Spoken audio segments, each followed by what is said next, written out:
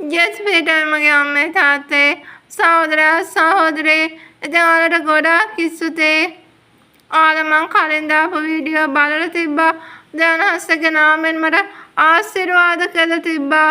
මං කැමතියි මගේ ජීවිතේ පටන් ගන්නේ සිට මම මේ ආපුවේ ජීවිත ගමන ගැන ජීවිත කතාව ඔයාලත් එක්ක බෙදා ගන්න. මං හිතනවා ඔයාලත් ඒ ජීවිත කතාව අහන්න ආස ඇති කියලා. ඒ ජීවිත කතාව මට අද ප්‍රීතියෙන් මෙහෙම ඔයාලත් එක්ක බෙදා ගන්න ඔයාලට කියන්න මට ලොකුම ආශිර්වාදයක් වුණේ මගේ දෙවියන් වහන්සේ මගේ අම්මේ තාත්තේ සහෝදරයා සහෝදරේ. මං කැමතියි යේසුස් වහන්සේ මට හම්බුනේ කොහොමද දෙවියන් වහන්සේ ගැන මං දැනගත්තේ කොහොමද කියලා අද ඔයාලට කියන්න. මම ජීවත් වෙන ගම් ප්‍රදේශයේ පවුල් 400ක් වගේ ජීවත් වෙනවා. මේක බෞද්ධ ගම් ප්‍රදේශයක්. මගේ පරම්පරාවේ කවුරුත් බෞද්ධ. දෙවියන් වහන්සේ දන්න යේසුස් වහන්සේ අදහන කවුරුවත් මේ ගම් ප්‍රදේශේ නැහැ. කෙටියෙන්ම කිව්වොත් මමවත් යේසුස් වහන්සේ ගැන අහලවත් දැනගෙනවත් ඉඳපු කෙනෙක් නෙවෙයි. හැබැයි මේ ගමේ එක මාම කෙනෙක් හිටියා යේසුස් වහන්සේව අදහන යේසුස් වහන්සේ තුල ගැලවෙමට ඇවිල්ලා ඉඳපු කෙනෙක්. හැබැයි ඔහුත් ගැලවෙමට ආවේ මගේ අම්මේ තාත්තේ සහෝදරයා සහෝදරි මේ ගම් ප්‍රදේශේ ජීවත් වෙනකොට නෙවෙයි. බුලත් සිංහල කියන ගම් ප්‍රදේශයේ ජීවත් වෙද්දී තමයි ඔහු දෙවියන් වහන්සේ තුල ගැලවෙමට ආවේ. මම පොඩි කාලේ ඔහු බුලත් සිංහල කියන ගම් ප්‍රදේශය අතහැරලා මේ මම ජීවත් වෙන ගම් ප්‍රදේශයේ පදිංචියට එනවා. මගේ මාමා දන්නේ පොඩි කාලේ ඉඳලා ඔහු අපේ ගෙදර වගා කටයුතු වලට උපකාර කළා. ඔහු නිතර මේ නිවසට ආව ගියා.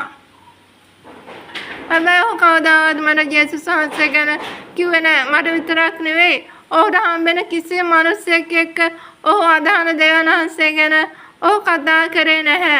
මොකද මේක බෞද්ධ පරිසරයක් නිසා ඔහුත් මේ ගමේ අනිත් අය විදියට ජීවත් වෙන්න පුරුදු වුණා.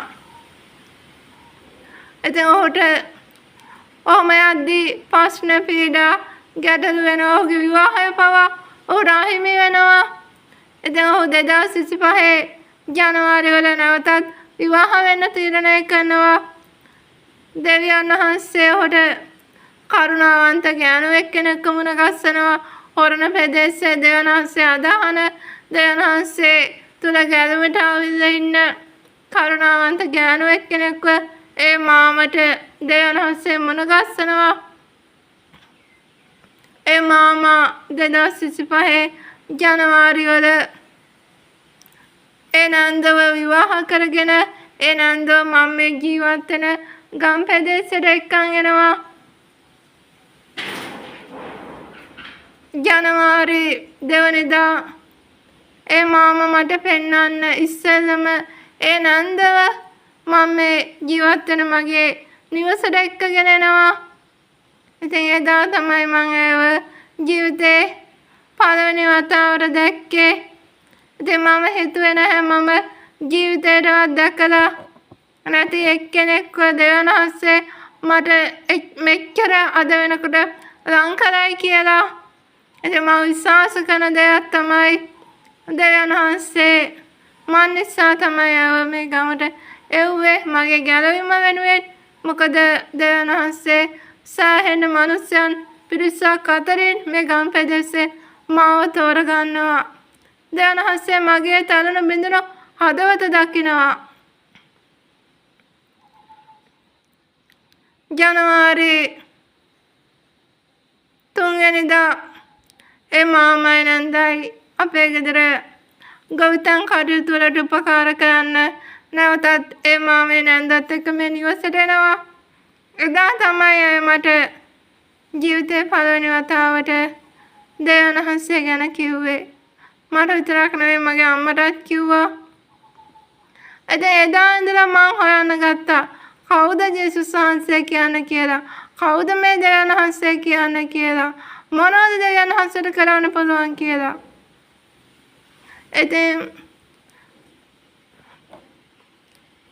එදායින් පස්සේ මගේ ජීවිතේ ගොඩාක් වෙනස් වුණා. මං තීරණය කළා හැමදේම අතහැරලා දෙවියන් වහන්සේව අදහන්න. ඉතින් මගේ දෙවියන් වහන්සේ මට ගොඩාක් දේවල් දුන්නා. මම මුලින්ම බලාපොරොත්තු වුණේ සැනසීම. මට සැනසීම දුන්නා. මම ප්‍රේමය බලාපොරොත්තු වුණා. මට ප්‍රේමය දුන්නා. මං සුවය බලාපොරොත්තු වුණා. මට සුවය දුන්නා. මොකද මං ජීවිතයත් මරණයත් අතර සටන් කරපු කෙනෙක්. මං 2024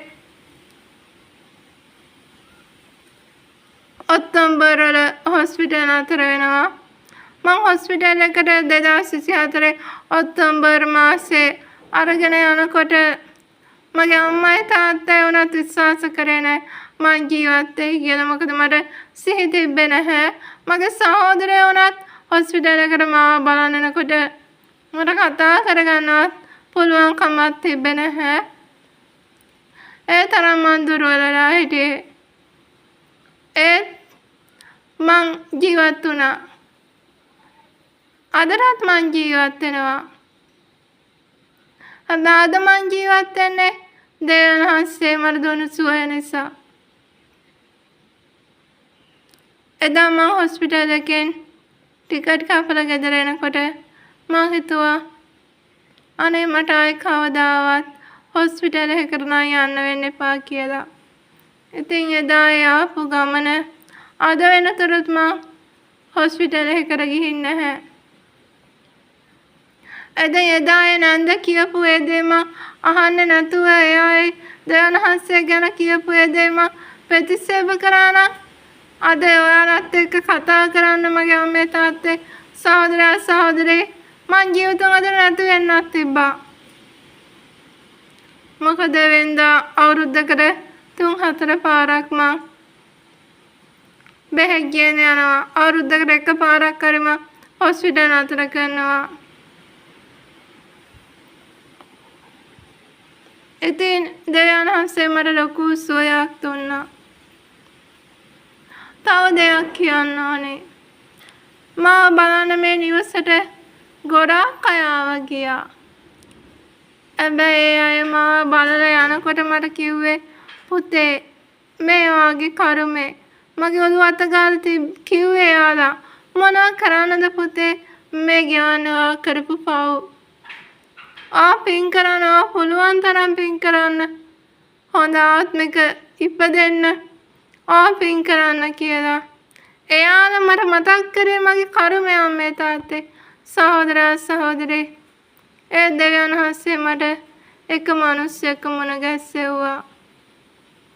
ඉතින් ඒ නන්දා මාව දැකලා කිව්වේ නෑ ආඩ පුළුවන් පුතේ ආර දෙවියන් වහන්සේ තුළ පුළුවන් උත්සාහ කරන්න කියලා.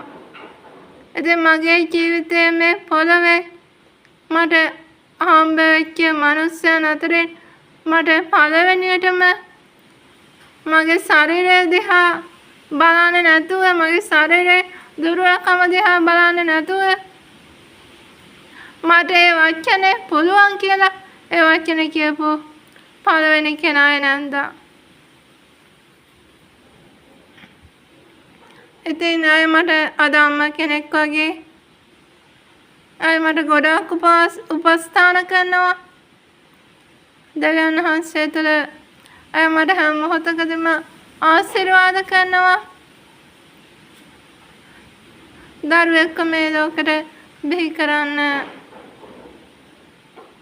අම්මා කෙනෙක් වෙන්නම ඕන නැහැ. ලේබඳීමක් තියෙන්න ඕනෙම නැහැ. ඉතින් මගේ අම්මගෙන් පස්සේ අය මට අම්මා වගේ. අය මට මුණ ගැස්සුවේ මගේ දෙවියන් වහන්සේ. මට මං හිතුවා නැති ලස්සන සුන්දර බැඳීම් දෙවියන් වහන්සේ මුණ ගැස්සෙව්වා. හරි කරුණාවන්ත හදවත් තියෙන මිනිස්සු තව ගොඩාක් මට දෙවියන් වහන්සේ මුණ ගැස්සෙව්වා. ඉතින් අදට මම මේ වීඩියෝ එක මෙතනින් නතර කරනවා. මගේ ජීවිතේ තව ගොඩාක් දේවල් තියෙනවා දෙවියන් වහන්සේ තුළ මම මේ ආපු මේ ගමන ගැන ඔයාලට කියන්න. මගේ සෙනෙහවන්ත අම්මේ තාත්තේ සහෝදරයා සහෝදරේ ඔයාලටත් ඇති ශරීරයේ දුර්වලතා තියෙන දරුවෝ සහෝදරයෝ සහෝදරියෝ රංගපාත දන්න කෙනෙක් හරි ඇති. ඒත් කවදාවත් ඒ අය ගාවට ගිහිල්ලා කියන්න එපා අනේ මොනව කරන්නද වගේ කරුමේ කියලා. කවදාවත් එහෙම කියන්න එපා. පුළුවන් නම් දෙවියන් වහන්සේ තුළ එයාලව ගොඩනගන්න. නෑ ඔයාට පුළුවන්. ඔයාටත් වඩා ගොඩාක් දුර්වල ජීවිතේ දිනලා තියෙනවා කියලා එයාලව දිරිගන්නන්න. ඉතින් මම මේ වීඩියෝ කරලා බලාපොරොත්තු වෙන්නේ ඒ දේ. එදා මං අසරණ වෙලා ඉද්දි මම සත්‍යමත් කරන්න මට කවුරුවත් හිටියේ නැහැ. ඒ දෙවියන් වහන්සේ මට ගොඩාක් මනුස්සය මේ පොළවේ මුණ ගැස්සෙව්වා. අදටත් එයාලා මාව දිරිගන්වනවා. එයාලා මට ලොකු හයියක්. ඉතින් මං මේ වීඩියෝ කරලා බලාපොරොත්තු වෙන්නේ මම වගේ අසරණ කෙනෙක්ට මේ වීඩියෝ එකේ මම කතා කරන එක වචනයක් හරි එයාලගේ අතුලාන්ත ආත්මයට දැනෙනවා නම් ඒක මං දෙවියන් වහන්සේ තුළ ලබන ලොකු ආශිර්වාදයක්. ඉතින් ඒ වගේ අය ඉන්නවා නම් මේ වීඩියෝ එක පුළුවන් තරම් ෂෙයා කරන්න. මොකද මේ වගේ වීඩියෝ එකක් දැක්කත් ඒ වගේ කෙනෙක්ගේ හදවතක් සැනසෙනවා. මගේ අම්මේ තාත්තේ සහෝදරයා සහෝදරී දෙවියන් වහන්සේ ඔයාලට ගොඩාක් ආශිර්වාද කරනසේක්වා. ඉතින් ආයෙත් වීඩියෝ එකකින් නැවතත් හම්බ වෙනතුරු ඔයාලා හැමෝටම ජේසුස් පිහිටයි.